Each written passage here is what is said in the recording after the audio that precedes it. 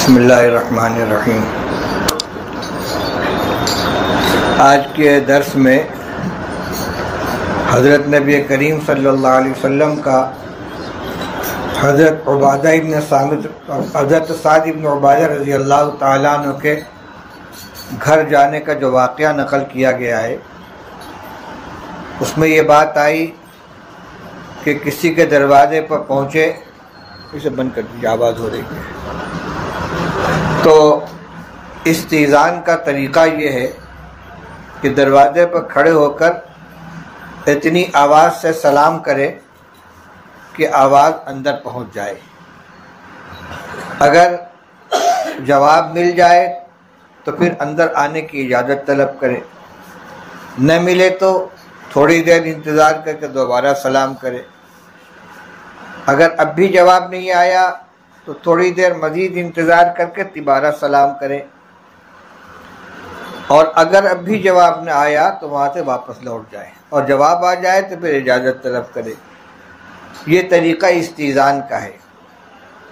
یہ طریقہ وہاں ہے جہاں رہائش نیچے کی منزل میں ہو اور دروازے پر کھڑے ہو کر سلام کرنے سے اندر آواز پہنچ جاتی ہو، لیکن بہت سے مکانات میں رہائش دوسری منزل پر ہوتی ہے، یا جو دروازہ ہے داخلی اس جگہ نہیں بلکہ کافی اندر کے حصے میں رہائش ہے۔ وہاں کھڑے ہو کر اگر سلام کریں گے تو صبح سے شام تک سلام کرتے رہیں گے، کوئی جواب نہیں آئے گا۔ تو اب ایک عمل کا اس میں اضافہ کرنا چاہیے، ایسا کوئی طریقہ اختیار کرنا کہ جس سے یہ معلوم ہو جائے کہ دروازے پر کوئی کھڑا ہے، جس کی دو صورتیں ہیں۔ ایک ہے کنڈا کھٹکھٹانا، اتنی آواز سے کنڈا کھٹکھٹائیں کہ آواز اندر تک پہنچ جائے۔ دوسرا طریقہ ہے گھنٹی بجانے کا۔ بہت سے مکانات میں بیل لگی ہوتی ہے، اسی مقصد سے لگائی جاتی ہے کہ آنے والا گھنٹی دبائے تو اندر اطلاع پہنچے۔ اب جب اطلاع ہو گئی اور کوئی آ گیا، اب یہ عمل شروع کیا جائے۔ السلام علیکم، پہلے سلام کریں تو پوچھے کون، تو پورا نام بتلائیں۔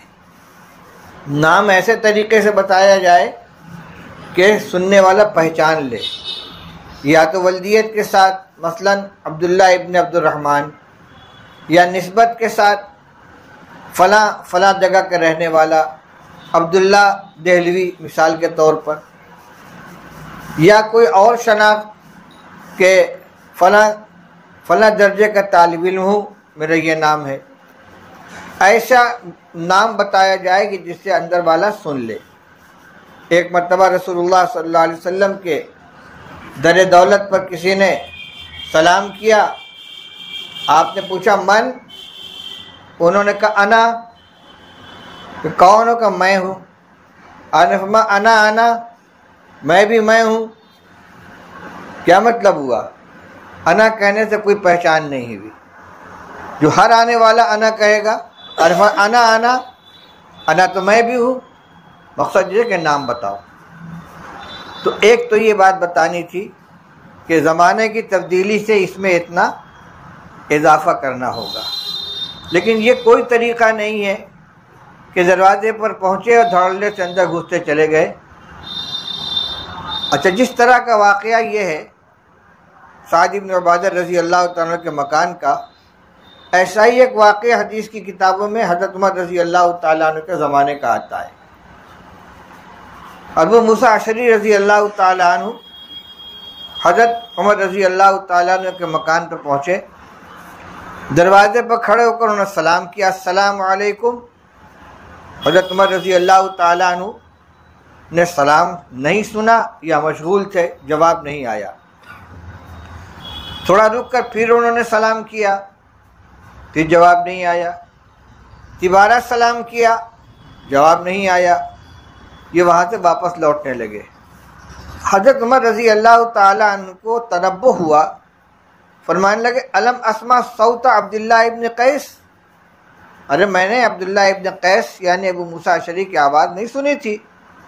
لوگوں نے کہا انہوں نے سلام کیا تھا، لیکن جواب نہیں ملا، لوٹ گئے کہ بلا لاؤ ان کو، بلا کر لائے گئے۔ فرمایا واپس کیوں چلے گئے آپ؟ انہوں نے کہا کہ رسول اللہ صلی اللہ علیہ وسلم کی یہی تعلیم ہے کہ 3 مرتبہ تک سلام استئذان کرو، اگر جواب نہ ملے تو واپس چلے جاؤ۔ حضرت عمر رضی اللہ تعالیٰ عنہ کو نبی کریم صلی اللہ علیہ وسلم کے اس ہدایت کا علم نہیں تھا۔ انہوں نے فرمایا گواہ پیش کرو، اس کا گواہ پیش کرو کہ رسول اللہ صلی اللہ علیہ وسلم نے یہ فرمایا ہے۔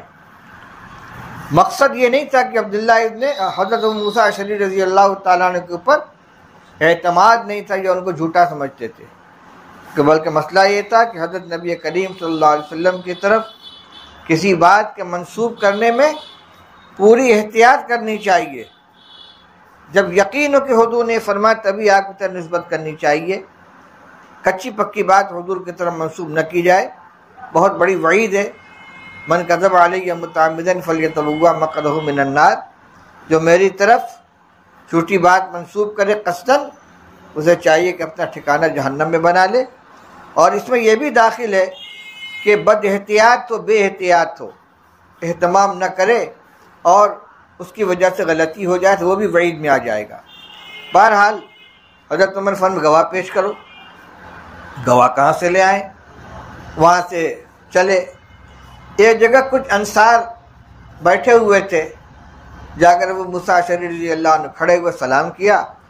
فرمایا بھئی ایسا ایسا واقعہ پیش آ گیا ہے، میں حضرت عمر کے گھر گیا تھا، میں نے 3 مرتبہ سلام کیا، جواب نہیں آیا، میں لوٹنے لگا، اور جب انہوں نے استفسار کیا کہ ایسا کیوں کیا تو میں نے کہا رسول اللہ صلی اللہ علیہ وسلم نے ایسا فرمایا ہے، تو مجھ سے گواہ طلب کیا ہے، آپ میں کوئی ہے جو اس کی گواہی دے سکے؟ تو انصار نے کہا یشہد لہ اصغرنا، یہ تو سب کو معلوم ہے، ہم میں جو سب سے چھوٹے ہیں ابو سعید خدری یہ گواہی دے دیں گے، جن کا نام سعد بن مالک ہے، کنیت ابو سعید ہے۔ چنانچہ ابو سعید خدری رضی اللہ تعالیٰ عنہ اٹھے، ساتھ میں گئے اور جا کر حضرت عمر رضی اللہ تعالیٰ عنہ کے سامنے بتلایا کہ ابو موسیٰ اشعری صحیح کہتے ہیں، رسول اللہ صلی اللہ علیہ وسلم نے یہ فرمایا ہے۔ یہ شہادت شرعی نہیں تھی، کیونکہ شہادت شرعی کم سے کم 2 آدمی کی ہوتی ہے، یہاں کوئی مال کا دعویٰ نہیں تھا جو حضرت عمر رضی اللہ تعالیٰ عنہ کو وہ ثابت کرنا ہو، بلکہ تیقن چاہتے تھے حضرت عمر رضی اللہ تعالیٰ عنہ، اور حضرت ابو سعید خدری رضی اللہ تعالیٰ عنہ کا بیان کرنے سے وہ بات پختہ ہو گئی اور اطمینان ہو گیا۔ اس سے علماء نے یہ بھی استنباط کیا ہے کہ نبی کریم صلی اللہ علیہ وسلم کی طرف کوئی بات منسوب کرنے کے لیے بہت اہتمام کی ضرورت ہے۔ واعظین خاص طور سے تقریر کرنے والے حدیث کے نام پر پتہ نہیں کیا کیا بیان کر دیتے ہیں، یوں آتا ہے کیا آتا ہے، کہاں سے آتا ہے، آسمان سے آتا ہے، زمین سے آتا ہے، یوں آتا ہے، نہ کسی سند کا پتہ، نہ کتاب کا پتہ، نہ راوی کا پتہ، یوں آتا ہے کہ صبح دین کے لیے تھوڑی دیر بیٹھنا 70 سال کی عبادت سے بہتر ہے۔ کہاں آتا ہے، کدھر سے آتا ہے، کون صحابی ہے، کس کتاب کے اندر ہے؟ حضرت عمر رضی اللہ تعالیٰ عنہ ابو موسیٰ اشعری رضی اللہ تعالیٰ عنہ سے دلیل گواہ طلب کر رہے ہیں۔ اس لیے اگر حدیث کے نام پر کوئی بات بیان کرنی ہے تو اس میں حوالہ ہونا چاہیے، کم سے کم اتنا حوالہ ہونا چاہیے کہ فلاں کتاب میں لکھا ہوا ہے اور وہ کتاب علم کے اندر ہو۔ ہر آدمی عالم نہیں ہوتا، اس لیے حدیث کی کتاب کا براہ راست حوالہ نہیں دے سکتا، لیکن یہ تو بتا سکتا ہے کہ فلاں جگہ میں نے پڑھا ہے۔ صرف سنی سنائی ہوائی باتیں، ایک سے دوسرے نے سنا، دوسرے سے تیسرے نے سنا، اس میں بات میں فرق بھی پڑ جاتا ہے، سننے میں فرق پڑ جاتا ہے، کچھ کا کچھ ہو جاتا ہے۔ بہرحال یہ میں نے بتلایا کہ جیسا واقعہ حضرت سعد بن عبادہ رضی اللہ تعالیٰ عنہ کا پیش آیا تھا، ایسے ہی واقعہ حضرت ابو موسیٰ اشعری اور حضرت عمر رضی اللہ تعالیٰ عنہ کا بھی پیش آیا۔ ایک بات اور معلوم ہوئی کہ بڑے سے بڑے عالم کو ہر بات معلوم ہو کو ضروری نہیں ہے۔ حضرت عمر رضی اللہ تعالیٰ عنہ اپنے زمانے کے بڑے لوگوں میں ہیں، اسلام میں آپ کا دوسرا مقام ہے صدیق اکبر رضی اللہ تعالیٰ عنہ کے بعد۔ رسول اللہ صلی اللہ علیہ وسلم کی لمبی صحبت بھی اٹھائی ہے، لیکن اس کے باوجود یہ روایت ان کے علم میں نہیں تھی.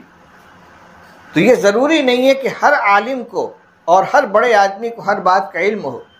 لہٰذا اگر کسی بات کے اوپر مجھے معلوم نہیں، میں نہیں جانتا، تو یہ کوئی عیب کی بات نہیں ہے. اور جس بات کو آدمی نہ جانے وہاں اپنی لا علمی کا اعتراف کر لینا چاہیے. زبردستی اپنے کو عالم ظاہر کرنے کے لیے بغیر حوالے اور بغیر ثبوت کے کوئی بات پیش کرنا یہ غلط ہے.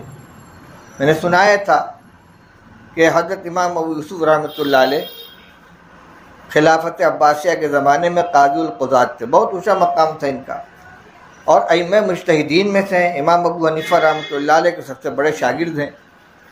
ان سے مسائل پوچھے جاتے تھے، کسی مسئلے کا جواب دیتے تھے، کہیں کہہ دیتے مجھے نہیں معلوم. مقصد یہ تھا کہ تحقیق کریں گے، بتائیں گے. کسی نے کہا کہ حضرت آپ اتنے بڑے عالم ہیں، بیت المال سے آپ کو اتنی بڑی تنخواہ ملتی ہے، اب مطلب پوچھا جاتا ہے، کہتے مجھے نہیں معلوم، لا ادری، میں نہیں جانتا. کس چیز کی تنخواہ آپ لیتے ہیں؟ امام یوسف رحمۃ اللہ نے فرمایا سنو، میں تنخواہ ان مسائل کے لیتا ہوں جو میں جانتا ہوں. اگر ان مسائل کی تنخواہ لینے لگوں جو نہیں جانتا تو بیت المال کا خزانہ خالی ہو جائے گا. اس لیے کہ جانے ہوئے مسائل تو محدود ہیں، لیکن جو نہیں جانتے وہ لامحدود ہیں. میں تنخواہ ان مسائل کے لیتا ہوں جو میں جانتا ہوں.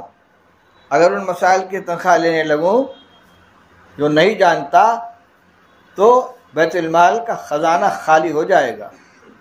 اس لیے اس میں کوئی عار کی بات نہیں ہے. آپ سے کوئی بات پوچھی جائے کہ تو مجھے معلوم نہیں، کم سے کم اتنا کہہ سکتے ہیں اس وقت میرے ذہن میں نہیں ہے، دیکھ کے بتاؤں گا.